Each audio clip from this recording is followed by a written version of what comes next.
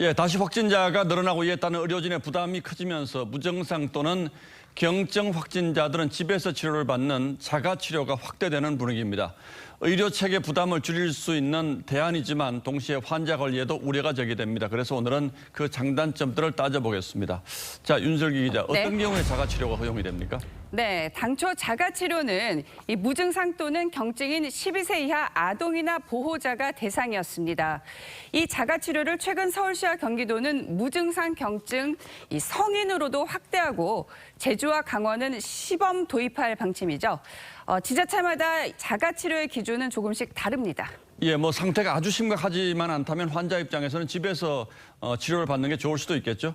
맞습니다. 생활치료센터 대신 내 집에 있으니 정서적인 안정감을 가질 수 있습니다. 방역당국 입장에선 확진자 관리 비용을 줄일 수 있습니다. 증상이 경미한 환자들에게 쏟았던 의료 역량을 대신 위중증 환자에 집중할 수가 있죠. 예, 그러나 이분들은 단순 격리자가 아니라 확진자이기 때문에 관리가 제대로 되지 않으면 또 다른 문제가 생길 수도 있지 않겠습니까? 지자체 방역당국은 하루 2번 전화 통화 등을 통해 확진자 상태를 확인하는데요. 보시는 것처럼 기침, 두통, 가래, 콧물 같은 증상 20여 가지가 있는지를 묻습니다. 답변 등을 토대로 확진자 상태를 가늠하고 필요시 진료를 받게 하거나 병원으로도 이송하죠. 자, 그런데 이런 증상들이 아주 애매할 수도 있고 또 병원 가기 싫어서 본인이 이런 증상들을 숨길 수도 있지 않겠습니까? 네, 그래서 이 자가치료에 반대하는 목소리도 만만치가 않습니다.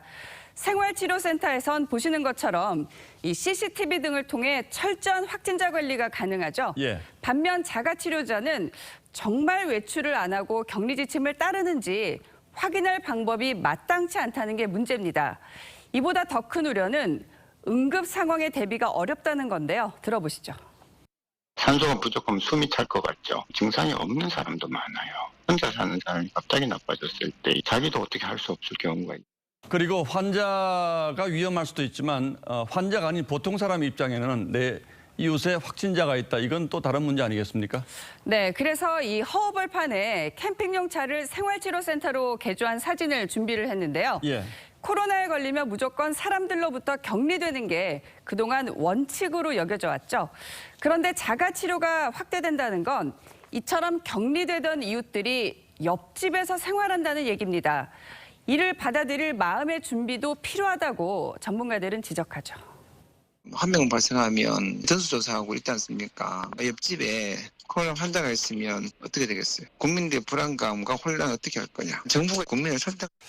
예, 자가치료의 이점도 적지 않습니다만 윤 기자 설명 듣고 보니까 자가치료를 확대하기 위해서는 여러 가지 사전 준비가 또 철저해야 되겠군요. 그렇습니다. 예, 윤슬기 기자 잘 들었습니다.